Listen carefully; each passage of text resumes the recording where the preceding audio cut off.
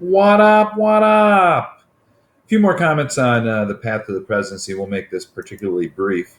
But there are a few things I wanted to make sure I talked about before we ended this particular set of notes. So this will only be a few minutes.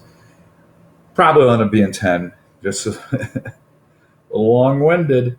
Um, but understand that the primary system, prior to this, where you go state by state by state, it's a long process. Um, Prior to that, we have always had conventions. So we talked about in August the convention where the delegates come to meet and they officially cast their ballot. And you can see if you were to go back and look at each state, Santorum probably had more than 261. But in I guess, a call for unity, a lot of times, like Santorum may release his delegates in states that allow it and say, when you get to the convention, if you don't want to vote for me, you want to support Romney to show unity in our party, you can do so. So some of these numbers aren't accurate. It may have been a little bit closer, but when they get, and again, it's confusing because every state is different. Some states don't allow you to switch when you get to the convention, and other states do. It is a convoluted system. Unfortunately, it is what it is. But understand that delegates are individuals who represent each of the districts in the state, who vote a certain way. So, you may be in a state where Santorum won a few districts. Those districts have Santorum reps. Romney has his reps for all of his districts. So, again, typically when you get to the convention, it's okay, we've battled it out. And especially this year with the Republicans, they're going to battle it out with that many candidates for a long time.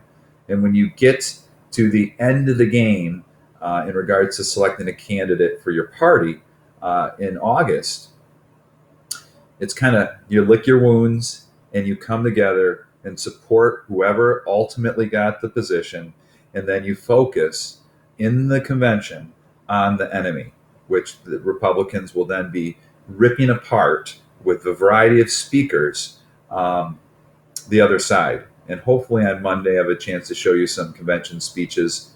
The Republicans had a doozy. Oh, so did the Democrats in 2012.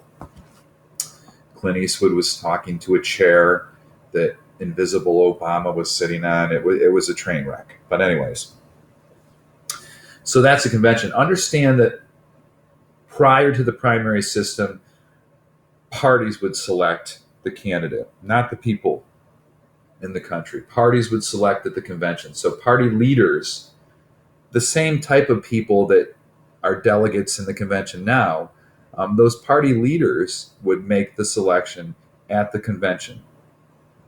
Because now the people determine those delegates, it's a much more democratic system. Instead of an elite group of people selecting who your nominee for your party will be, those delegates have to, in many states, make their decision based on how those states voted. So it's a far more democratic way of selecting a nominee.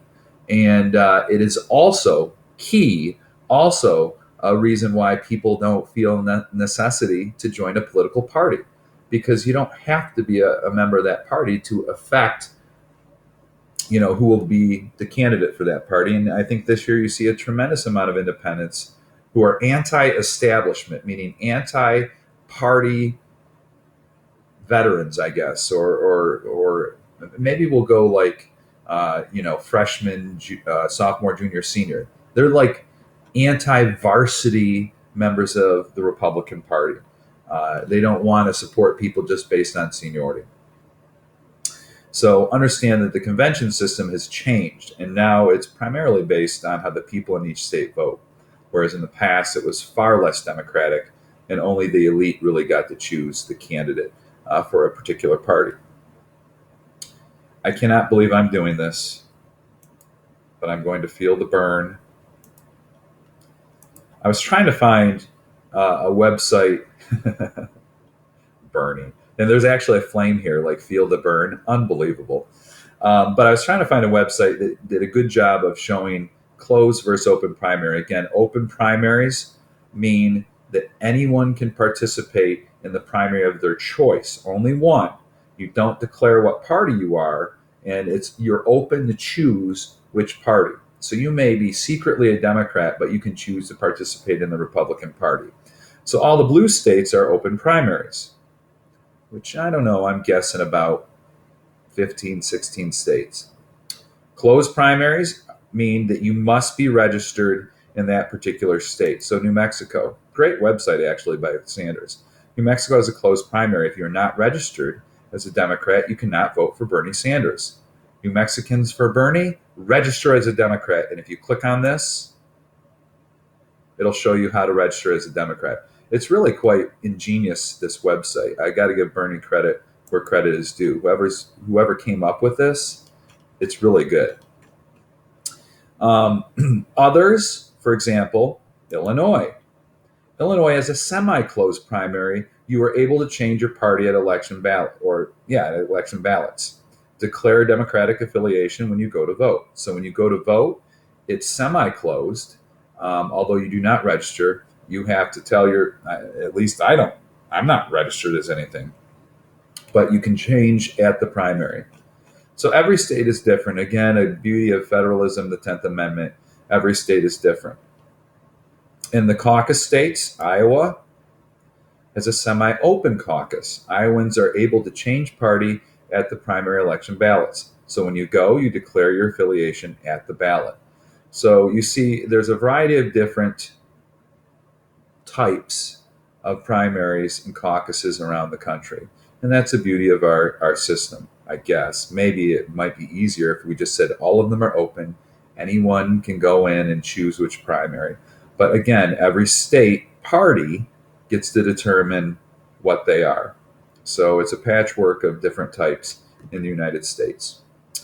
All right, listen to the rest of them. Peace.